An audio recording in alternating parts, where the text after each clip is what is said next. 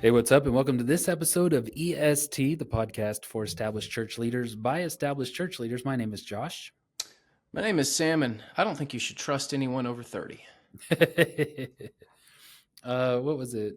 Oh, today at lunch, I said the comment if anybody tries to tell you their 10-year vision, do not trust them. Don't trust anybody that has 10-year visions or 20 or 5. But yeah, that just reminded me. So we do trust people over 30. You know who said that, though? Never trust anyone over 30? No, that's a common quote. Yeah, but you know where it originates, I believe where it originates. Reagan. Steve Jobs. Oh. Who, by the way, was a baby boomer, which is what we're talking about today. Boomer. Yeah, I mean we're not using that in a pejorative way, not at all. No. Well, actually, we're going to talk very kindly, fondly of the boomer generation and older, although the boomer parents, seniors as we call them, greatest generation, they there's just not many of them left. Yeah. But there is a big baby boomer opportunity that is already here. I was about to say that's coming, but it's here. It's among here. us. It's here, and it's one that's just so untapped by many of our listeners, churches. This could actually change so much about your church, your unity, what you're getting done, and accomplishing some of your goals. Yep, and someone else can help you accomplish your goals. That's church teams. Church teams, yes. Thank you, longtime sponsor, and all of you longtime listeners. Church Teams is the sponsor of today's episode, and they can help you get set up with technology. Boyd was recently on the show. Go listen to that, the show on technology a few weeks ago. He did a really good job, had a lot of insightful things to add about what pastors miss with technology. But they can make sure that they get you set up in a way that is best for your church. They have a price point that matches you because their whole system is scalable, which I love. Small church, big church, they can do it all. Texting, they can do it. Relationship management, they can do it. Scheduling, they can do it. Check in, check out, giving, they got it all. So go to est.church. That's where you can get the offer. They'll give you a free trial, which is great. est.church. Reach out to them. Tell them we sent you. That would be great. And thank you, church teams, for being a part of EST for so long. They've been very, very good to us, and now you should be very, very good to them. That's true. All right, let's talk about boomers, and specifically the idea of hiring boomers on your team, or I've done it. You have done it, or in some cases. So we're going to be talking about the idea of boomers being on staff, leadership, and I don't want you to necessarily think that means a paid role. It could be a role that has some aspects of staff. Maybe it has an office, a title, a designation, but it is not necessarily paid. In fact, that's really the thought that started flying through my mind that got me chasing down so much about this, Sam. Just the other day, I was thinking about this in particular to our church. As you know, I took a church, established church. Financially, we cannot hire right now, but we have some holes. And so I started to wonder, what would it look like to empower some of the retirees, the folks that are in our church that are already committed, love this church, have a wealth of knowledge. What does that look like? Are there safeguards around it? So I started calling people, asking, and getting a lot of information that I hope to share with you. But as I told you, Sam, I'll tell the listeners now. This has led to many, many more insightful questions, but not as many answers. But that's fine. It's a podcast. We'll talk out the questions. Yeah. So one thing to note about the boomer generation, and this doesn't apply to all of them, but I think it does apply to many of them. They are getting to the age where they're retiring. They have a significant amount of wealth. Not every boomer does, of course, but they have more wealth in the nation than any other generation by far. Like no other generation is even close. And so they have the means to travel, a lot of them. So if you don't capture this opportunity, not only are you going to miss the opportunity, they're going to travel. They'll likely stay connected to your church and be faithful to the church, but they're going to be gone a lot more unless you put them to work. And if you put them to work, you're likely to get a lot of value there for what they can do because they've got a lot of experience. and you're likely not to lose them in the Mm. process. And by lose them, I mean they're gone half the time because they're traveling to see kids or whatever. Yeah. So So huge opportunity. yeah, absolutely. So let's break this down into a couple, buckets and thoughts. Is the first one I have is just why would you want to do this? And we could do this kind of rapid fire. I'm thinking of here's what I'm thinking. Why would you want to do this? What sort of roles would be good in this? Obviously, there may be roles that this approach doesn't fit. What are some safeguards? How would you approach it? I'm also curious about. I'm just curious about like some of the downsides to this, so that we can have a well-rounded thing. Now, you actually did a write-up on this, very insightful, back in 2021, about a big baby boomer opportunity for your church, and you shared some of the benefits of employing or putting them to work at a greater level. What were some of those thoughts? Yeah, well, one of the things is they have a higher rate of loyalty and a higher rate of religious affiliation. Mm, So they're more likely to be in church and loyal to your church. Let me put it that way. yeah. So when you're talking about the pool of potential volunteers, if you have said, well, we just really only want young people to be out front and doing things or whatever. And I don't know of many churches that say that. That's a bit of a silly example because most of the time when you find someone who's willing to serve, it's like, let's put them to work, right? Because volunteers are really hard to find. So Hmm. not all that much worried about the age of people, but it does happen from time to time. Um, so, and they're more likely to be consistent. Yeah. They just got life experience. They're more likely to give. So there's lots of like benefits here when it comes to engaging the baby boomer generation. Yeah. Um, Yeah, I so think that when you're talking about hiring, so often we think about young people work for free, but they have no experience, or they work for cheaper, but they have no experience. Then they start getting families and educations and degrees and experience, and then you got to pay them more and more. And that's really the two paradigms that most churches employ. We can hire young without experience, or we can hire experienced, but we got to pay more. And then they just stop thinking.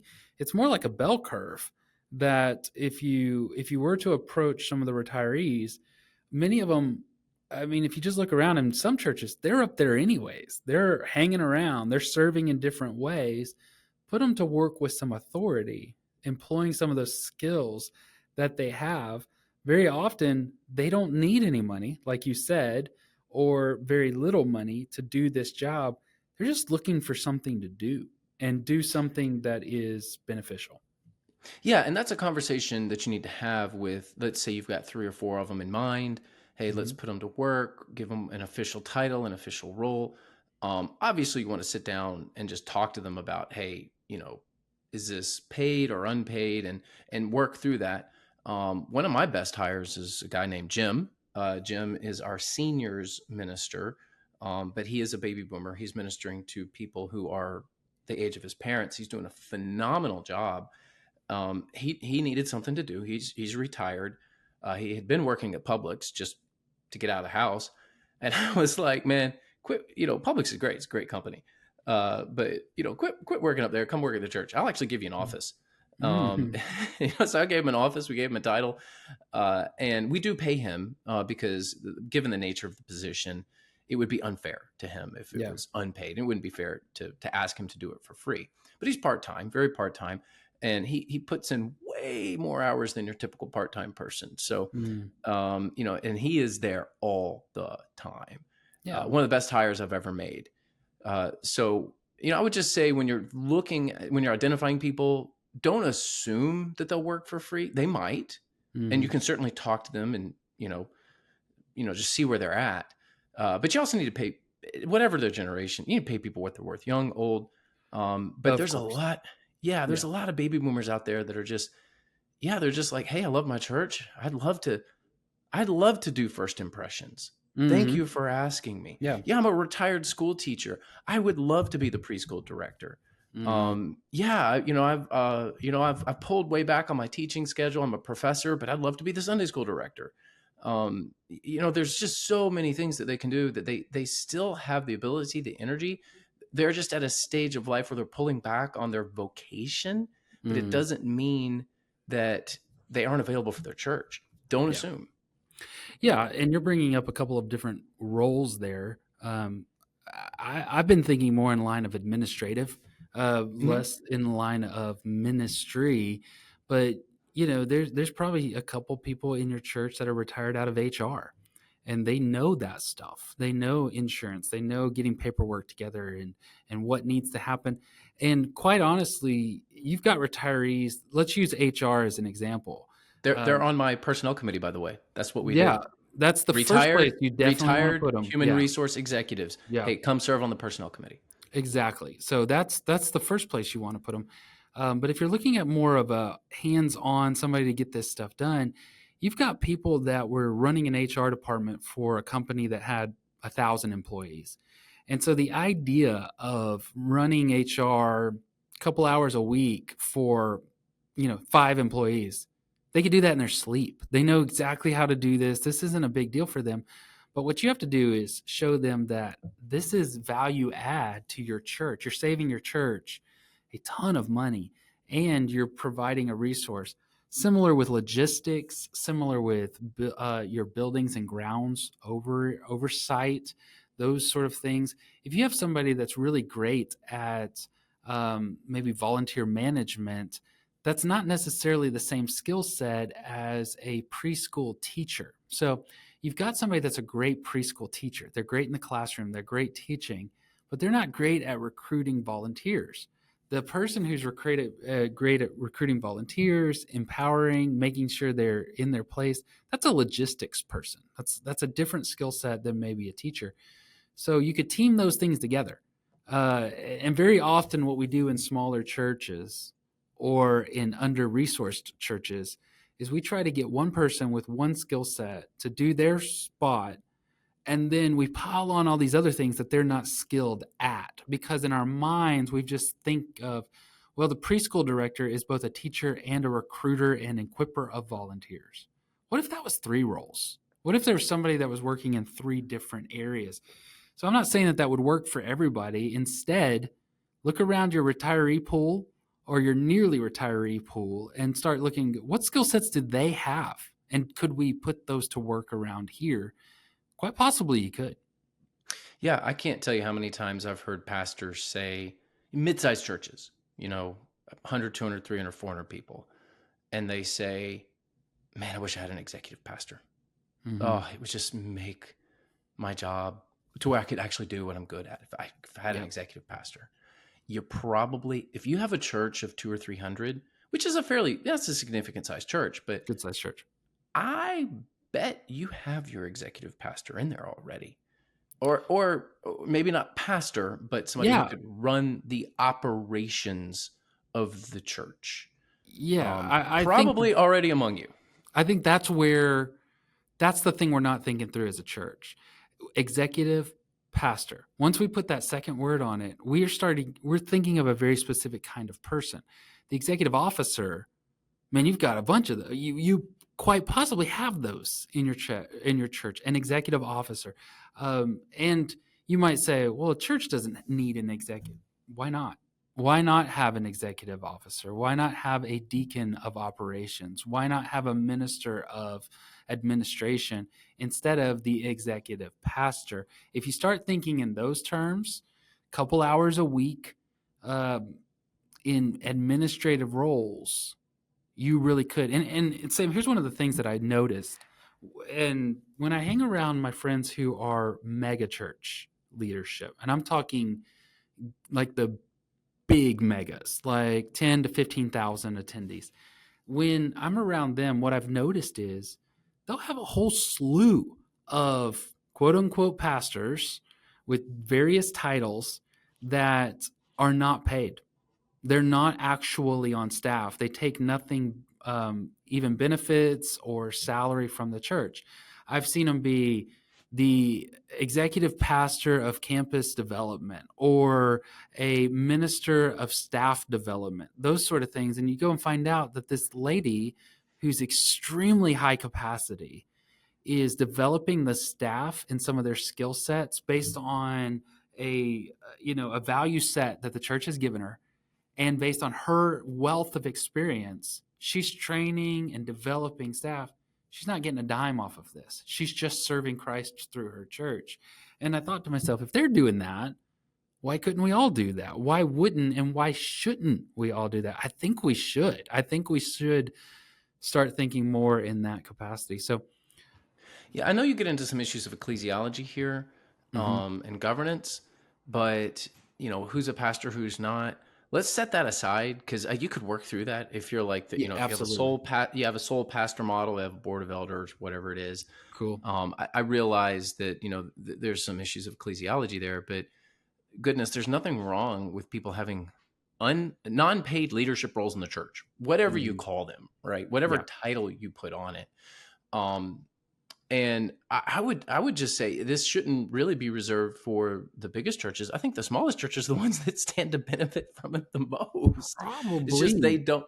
You get a lot of pastors of small and mid-sized churches that feel the burden of having to do everything because I'm the one full-time paid staff, or maybe I'm one of two or Mm, one of three.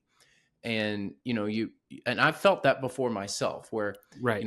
I carry this burden. I need to do this because this is what the church is paying me to do. And I love that attitude. Like, that's a good, healthy attitude of I'm blessed to get paid to do ministry. Man, I'm going to carry this burden. But that's not really the calling of a pastor. The calling of a pastor is to equip the saints for the work of ministry. And I know you can do that in any number of ways, but goodness, look at your baby boomer group Mhm. and just ask the question, who among you actually wants to like put a team together and go do something? Because I bet there are plenty of people in your church that would do that. Men's ministry, women's ministry, first impressions, operations, finance. Mm. I mean, you could create positions, you could Yes. create roles, and just like, hey, you're a pastor and you're like, I know finance enough, but man, I don't really want to do this. I don't want to be the person that does all this. Hand it off. Hey, I'm in the pulpit. I can't do first impressions, but hand it off. Mm. Equip people. And by the way, Church Answers has a great resource. So we have Church Answers University. You can go to churchanswers.university, check it out. And you can actually use these programs to equip in worship ministry, and you can actually get people diplomas in Christian ministry. So you have a missions budget. You could use that to equip these people. If obviously work within your framework, but a lot of times you have a conference budget or a travel budget. I know that may be reserved for you if you're the pastor, but you could ask the church, hey, I need an extra $5,000, and for Mm. $5,000, you know what I can do? I can get 3 staff people if I can Essentially, do, yeah, yeah. yeah, put them through these programs and get them trained and equipped. So it's something that can be done, has been done, but it's just not done enough. Yeah, I mean, you've got people that have retired out of the hospitality industry, and they know first impressions. So here's a quote from a text message. I was talking to a one of those mega church pastors, and I asked him about You this say idea. that like with such emphasis. I The mean, I'm mega telling you, these are megas. the big ones. Like these are The not big like, daddies. yeah. He says we moved away from non-paid staff language for HR purposes, but I think giving significant ministry responsibilities to lay men and women is powerful. Feels like Ephesians 4 to me. So it's that sort of concept. The reason I'm saying the megas, the big ones, is because I think we often assume that those really big churches, they've got all of that leadership because they're paying all of them, and they're paying all of them out their ears. They're not. I'm telling you, they're not. The vast majority of their staff are not very, like, they're not way overpaid. There's a few that have very nice salaries, but the rest are just moderately paid. So those are some of the things. So Sam, let's say you've got this gentleman, this lady in your church, highly trained, highly equipped, which, by the way, if you went out and tried to hire a person with that same resume, you can't afford them, and neither can the megachurch. These people, they made their money. Um, what are some ways that you would approach that conversation? What does those first couple conversations or strategies look like for you? Yeah, I'm more bold. So when I'm dealing with a business person who's got a an executive background, middle management background, knows the ropes, been there, done that. I just lay it all out there. So hey, let's go. Hey, I want to talk to you about what you can do for the church. Let me take Mm, you out to lunch. mm, Let's go to breakfast. Hey, let me have you over at my house. I've got one this week actually with a retired. I think he's an older Gen Xer, not quite a boomer, but anyway, mm. I'm he and his wife. I'm gonna lay out a Yeah, pitch, yeah, and he's a business guy and just recently retired. I'll be yeah, like, you have a skill set that can help our church, and right. you can help get us to the next level, and I Hmm. need your help. I want you to, spend a week, think about it. I'm not going to put you on the spot to make a decision right now, but and then I'm very clear about what I want. Say, here's the role. Here's what I think you can do. Now, if you have some suggestions about, hey, let's tweak this, let's rework this, willing to hear you out. But one, you've got to be bold, you've got to be specific, and you got to know what you want because that's Mm, the world that they've operated in. And if you go in all wishy washy and over spiritual and, hey, you really might want to pray about your gifting and, language that it sounds nice, but it doesn't get you anywhere. Like, what's the action item? Like, what do you, yeah. Make a most of pitch with an ask. yeah, Yeah, most people who have this skill set who've been there, done that, they're like, they'll just go, okay, what do you need? yeah, Just tell me what you yeah. need. And Right. and they're big boys and big girls. Hmm. They will tell you, I can or can't do that. But regardless, likely they will be very honored that you asked, that you Hmm. just asked them. Like, Yeah. wow, thank you, Pastor, for really seeing that in me. That means a Mm. lot to me. You know what? I can't give you 10 hours a week, but I think I can do 5. Let's talk about that. That would be And now huge. now you're and now they're going to tell their friends. Hmm. Now you've got 4 or 5 that are willing to do something because, hey, he values me. I'm going to go tell my friends. They're going to come to you and say, hey, I'd like to help out with this. Yeah, Now right. you're equipping more volunteers. Yeah, I have heard people approach the conversation with just saying, "Look, would you, for a season, could you give us 3 months, couple of hours a week, maybe 10 hours a week for 3 months, just to help us kind of clear the cobwebs out of this area, this realm, and then maybe we could pass it off to somebody else." I like that language. Then that kind of gives you a trial of seeing how that fits, because the reality is, just as the ministry mind, because church world is different than the business world. It is. Now there's a lot of skill sets that overlap. And we had Eric Hoke on the show one time, and he was helping us kind of see through that. That's true. But just as it would be hard for us to maybe go into the corporate world and to readjust our value sets and the way and our pace, the same is true if you're inviting the business world in. Now, if you're inviting in like state employees or what do you call it, government, they'll be used to a lot of bureaucracy and a very slow pace, so they work great in the church world. But a fast-paced business environment, That's it's going to funny. be a little bit tougher for them, because they're like, why don't we just go ahead and spend it? Well, you got to get this approval. So there's those conversations that have to happen. And I think some safeguards could be put in place. I will say this too: if you are a layperson and you're listening to this show, which I know a lot of you are lay people, you just like to invest in your job, and you have a certain skill set, I don't think it would be inappropriate for you to take this episode to your pastor and say, look, I understand I don't know everything about what you guys do in the ministry, but I do know finance, and I am willing to help out for a couple hours a week if you just help me, just give me access and help me in these areas. That could be helpful. Now, you also got to be willing for the pastor to be a little bit slower, because this is a newer concept or a very underutilized concept within the church world. So don't get your feelings hurt. Don't join another church if they say not yet. But maybe take this episode and say, I'd like to help in HR. I'd like to help in whatever, totally free. I'm just here to serve, because they don't know. They may not know. Man, I love those conversations when Yeah. church members come up to me and they say, I think I can help. Let me Mhm. tell you how. Oh goodness, those are great But the reality conversations. is, we've heard those too, and that person cannot help, and you know it. They're just wanting control, or they're wanting to manipulate or something. Well, So okay, sometimes we get caught in between, and that may be what your pastor is a little leery of, going, well, that's I'm not true. sure. I'm not sure. That's true. I've certainly had conversations where people are like, "Hey, I want to sing a solo," and you're like, "No, Mm-mm. No, that's not. We don't have the Sunday night service anymore to put you there. So, Yeah. you can't you can't sing the solo. Yeah, and I'm Yeah. not talking about the people who lack self awareness. Let me just put it Yeah. that way. Yeah. I'm talking about No. people who have legitimate skill set and can help, and they approach you. They take the initiative because that's what they do. They're people of initiative. Don't squelch those conversations, is what I'm saying. Even the ones that are misguided, that are like, yeah, I don't know if that's the best place for you. Yeah. You don't want to squelch those conversations either, because anytime someone has a heart to serve, the answer is you never say no, right? Don't ever Mhm. tell anyone no. We don't have a place for you. No, you can't serve. What you always say is, you know what? I think I have a better spot. Let's talk Mm. about putting you over here. Yeah. Um, It's so tough. anyway, good discussion, man. Thanks to Josh King for the idea of this Hmm. episode and Yeah. all of his mega friends. Oh, Um, just a handful of them, but they are very helpful. Yeah, I'll have to ask you off air. Who is the mega? Yeah. Um, but I'll throw it. anyway, hey, Church Answers University, go check it out. Churchanswers.university is where you can go.